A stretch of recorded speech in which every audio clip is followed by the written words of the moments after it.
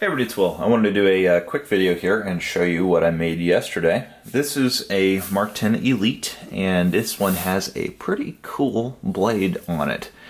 A little bit different. Never done a blade like this before. It is what I'm going to call an APT. I'm going to borrow the term from, I think Rick Hendrer originally coined this term, armor-piercing Tanto. This thing is absolutely wicked. Now, as you can tell, what this is basically a single bevel Tanto blade, but it also has a clip point on it, and this thing is sharp as mess. Very, very, very pointy. The idea behind this was I wanted something that was going to be, well, pretty much as the name implies, armor piercing.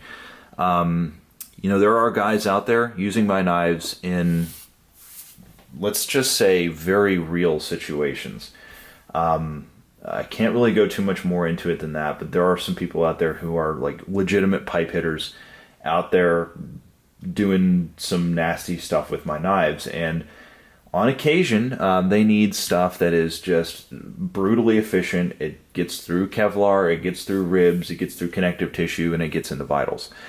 You know, I've got guys in law enforcement, I've got guys who are, you know, private security guys using my knives, I've got guys in military, and there is a demand for this kind of thing. And I know it's grisly and it's horrible to think about, but you know, at the end of the day, you know, good people need protection from bad people. So, you know, honestly, it is a knife that is designed to fight with. So the Mk10 in and of itself, of course, was always designed kind of as a fighter from the ground up. That's why it's got, you know, the double bolsters. This is really meant as an impact surface. You have plenty of grip. When you hold it here, you've got yourself a nice little thumb shelf. You can use it as a non-lethal strike option there. You've also got the shelf here. It doesn't matter which way you grip it. It was designed to work like this. And as you grip it in the sort of ice pick grip here, if you want to grab it like this, you also have got a shelf there for your thumb. That's how it was designed. You've also got plenty of grip on this particular one. It also has got a textured frame, which we'll talk about in just a second, but you've got good jimping here and here for when you actually have this thing in your hand. The jimping on the top of the blade, super effective. This thing's not going anywhere once you grab it in your hand. So this particular one is textured on the sides. This is kind of a mossy wood grain texture. I've been trying to develop this over the past year or so. Paired it up with this is bead blasted G10 with some solid texture there too.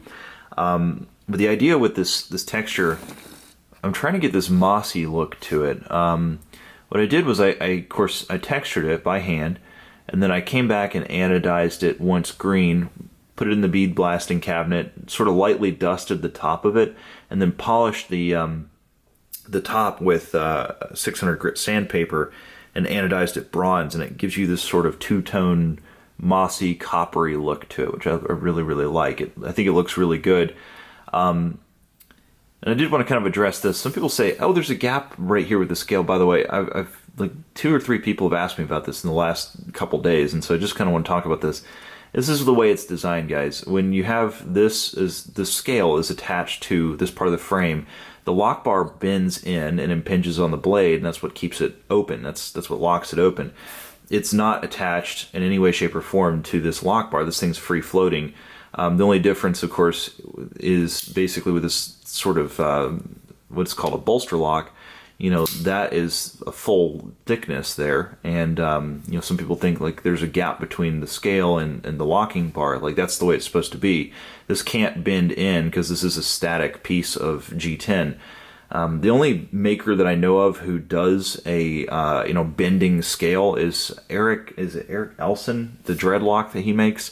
It's all a little bit different, but you know, mechanically that's the way it works, and this is how it's supposed to be. There's no gaps though. Just trust me on that. I mean, I machined a pretty freaking tight tolerances.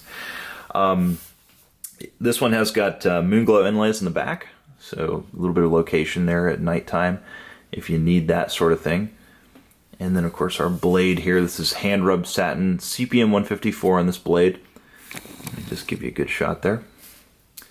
And you know, nothing too exotic or anything like that, just very maintainable stainless steel. Good heat treat on it. You know, again, I've I can't stress this enough. Heat treating is everything when it comes to CPM 154. When you don't have vanadium carbides in your steel, you have got to get the heat treat right. And trust me, I have a professional outfit do it, and they do it right. So had very good luck with this stuff so far. It's been just fantastic. And this particular steel, I think is so underrated. People just kind of scoff at CPM 154 because it's been around for a while, but it's good stuff. Just, you know, I've had very, very good luck with it. So anyway, just a quick look at this one. This will be up on my website, www.willmooncustomknives. Let me just say that again, www.willmooncustomknives.com. A little bit later today. Definitely swing by and have a look, and I'll see you guys later. Thanks for all the support, folks. I really appreciate it. Thanks for keeping me employed. That certainly means a lot to me, especially during the holiday season. It's nice to have a job. And of course, yeah, I wanted to just tell everybody a Merry Christmas. Thank you very much, and I'll see you guys later. Bye.